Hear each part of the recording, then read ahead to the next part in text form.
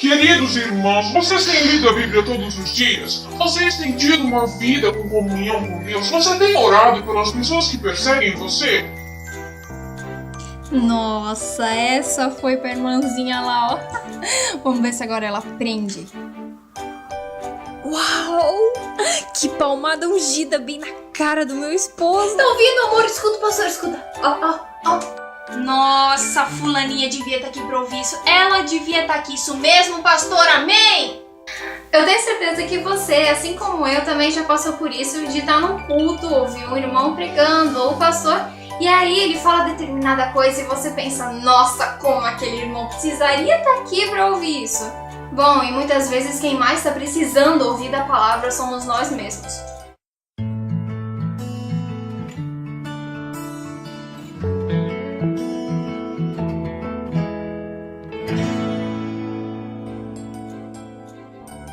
O fato é que a salvação é individual, por mais que muitas vezes a gente pense, aquela pessoa realmente devia estar ouvindo isso, mas a gente vai para a igreja para poder ouvir a voz de Deus e poder prestar um culto ao Senhor. Então, se a pessoa que foi escolhida para passar a mensagem lá, ela não está falando para o outro, ela está falando diretamente para você, movida pelo Espírito Santo. Bom, eu sou péssima em matemática, mas você já parou pra pensar que se você vai na igreja em média 3 vezes por semana, isso dá uma média de mais ou menos 6 horas por semana, o que equivale a 12 vezes por mês e mais ou menos 24 horas por mês. Se você está na igreja um ano, significa que você já foi 144 vezes no ano na igreja e você passou uma média de 288 horas ouvindo o culto. Digamos que você está na igreja há 5 anos. Isso significa que você já foi 720 vezes ao culto, 1440 horas. Mas você está há 10 anos na igreja. Então, significa que você já foi 1440 vezes na igreja. E uma média de 2.880 horas. Então, esse é o tempo que nós passamos na igreja, sem contar o tempo que nós passamos em casa, lendo a Bíblia e em comunhão com Deus. O tempo que nós deveríamos passar em casa, ouvindo a voz de Deus e lendo a Bíblia. Então, quantos sermões você já ouviu? Qual é a diferença que eles fizeram na sua vida? Muitas pessoas dizem, mas eu estou na igreja 40 anos. Tá, mas que diferença fez na vida da pessoa?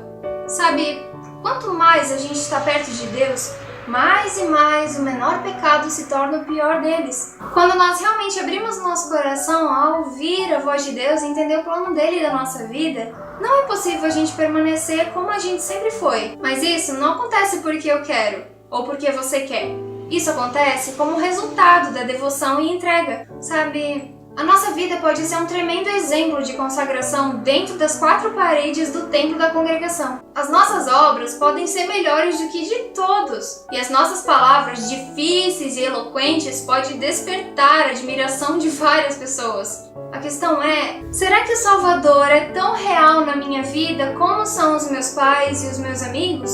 Será que eu conheço a Deus como uma presença diária na minha vida? Ou apenas eu penso em Deus como alguém presente nas reuniões e nos cultos? Toda nossa religião se torna uma coisa superficial se não é movida pelo amor. Se não haver um relacionamento concreto entre eu e Deus, a nossa vida se torna algo vazia e oca. É como se por aí você encontrasse seus amigos e aí eles perguntassem pra você, por que é que você não bebe? É que é norma da minha igreja, a minha religião proíbe, então por isso eu não bebo. E o problema é que muitas vezes a vida toda é levada desse jeito. É a religião, é as normas, é a igreja que proíbe, mas e Jesus? Onde é que ele fica nisso tudo? O que será que ele sente vendo as suas atitudes muitas vezes? Sabe, é justamente isso que tem que acontecer no nosso relacionamento com Cristo. Andar com Deus é ter Ele presente em todos os dias da nossa vida. É consultá-lo antes de tomar alguma decisão, antes de iniciar um namoro, antes de entrar em algum lugar, antes de comprar alguma coisa. Você consegue perceber? A nossa vida com Cristo não se limita apenas a uma congregação, a uma religião. Fazemos ou deixamos de fazer, comemos ou deixamos de comer, vestimos ou deixamos de vestir determinadas roupas por amor a Cristo. É um amor tão grande que nós não temos coragem de vê-lo sofrer. Apesar de muitas vezes nós darmos uns escorregões e uns tropeços, mas se nós estamos seguros nos braços de Deus, não tem como nós cairmos. Querido, você já errou alguma vez na sua vida? Bom, isso é óbvio que sim. Mas você não precisa viver atormentado com isso por tanto tempo. Olhe para a cruz de Cristo. A queda foi tão grande que não resta força em você para poder erguer a mão e pedir ajuda. Não se preocupe, apenas olhe. Olhe no alto daquela montanha, o seu Salvador, morrendo lentamente por amor a você. Olhe para Cristo. Ali sim tem salvação, tem amor de verdade e você vai se sentir cheio na presença do Senhor. O livro de Marcos, no capítulo 8 e o verso 34 diz assim: Se alguém quiser acompanhar-me, negue-se a si mesmo, tome a sua cruz e siga-me. E ali no verso 36. Pois de que adianta o homem ganhar o mundo inteiro e perder a sua alma? Nós temos que nos esvaziar de nós mesmos, entrarmos com o coração aberto e contrito diante da presença de Deus, a fim de ouvir a voz dele e entender o plano dele para a nossa vida. Querido, muito obrigada pela companhia mais uma vez, que Deus te abençoe muito. E no próximo vídeo nós nos encontramos novamente.